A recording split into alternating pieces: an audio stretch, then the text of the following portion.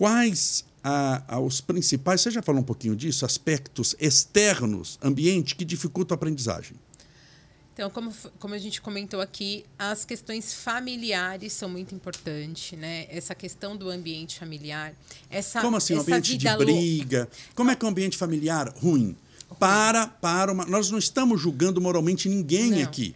Nós estamos falando de aprendizagem. Exatamente. Mas o que é ruim, comprovadamente, pela neuropsicopedagogia, para o aprendizado da criança na família? O que é uma família tóxica? Uma família ruim para o aprendizado da criança? Não precisa nem ser uma tóxica. Uma sem rotina já é um problema.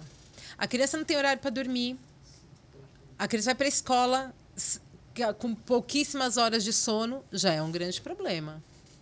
Tá? Hábitos que a pessoa precisa ter em casa.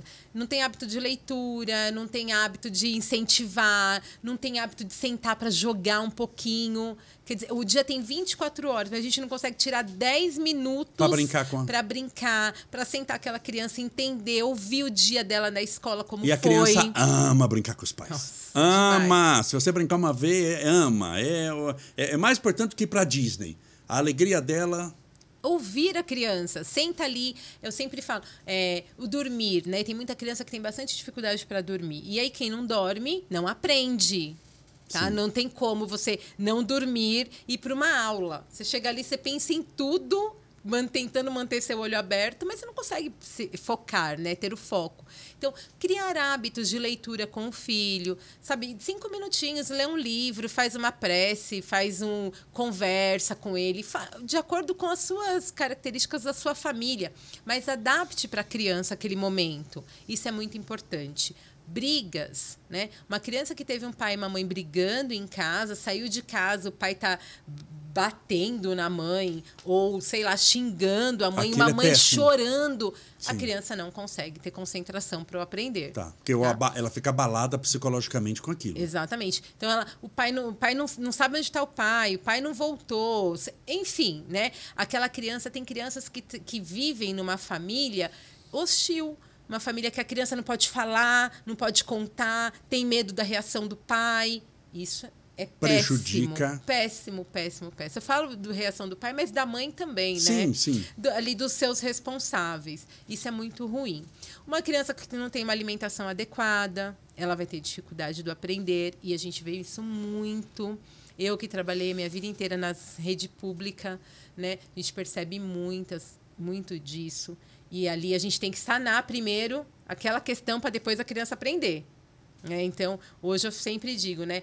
Quem estuda em São Bernardo está ali um passo à frente, né? Porque não tem criança mais nas escolas municipais. Nas nossas escolas não tem criança que vá para a sala de aula com fome. E aqui no município de São Bernardo do Campo, eu volto a dizer, é uma exceção do Brasil, mas tem cardápio. O cardápio é entregue todo mês, você sabe, né? Então, você sabe o que o seu filho vai comer no dia 17 certinho, e é tudo equilibrado. Você até pensar, eu não vou fazer a mesma mistura, né? Para não repetir. Isso, é um cardápio bom, assim, não é uma coisinha só, sempre uma mistura de um monte de coisa, e você recebe o cardápio mensalmente. Mas, infelizmente, não é a realidade do Brasil. Não é do Brasil, não é. Tá? Então, a fome deixa a criança com muita dificuldade de aprender. Por exemplo, coisa simples que pode dificultar a criança aprender, a luz da sala de aula. Se a luz não é adequada, a criança tem dificuldade para entender a lousa. Tá? Sobretudo dependendo de onde está sentado. Exatamente, né? Então, esses são os ambientes... Ou seja, uma sala escura, não iluminada. Ali vai ter uma lousa que o giz não funciona, não pega, sabe? O giz, aquele a sombra do giz, porque a lousa está tão ruim que não escreve, vai ter dificuldade para aprender. Quem não tem dificuldade é mais fácil, mas qualquer dificuldade, tudo isso que a gente pode falar, que bobeira, não é muito grande. Você imagina uma criança, por exemplo, disléxica, que ela tem uma dificuldade imensa em entender as letras ali. A letra ainda clara, ele tem que fixar o olho dele para entender o que é aquilo. A letra está em movimento. Gente... Pronto, já é suficiente para atrapalhar. Atrapalhar, tá? Infelizmente. Nosso podcast sempre é pensado em você. E escreva nos comentários que assunto você gostaria que nós fizéssemos um podcast novo.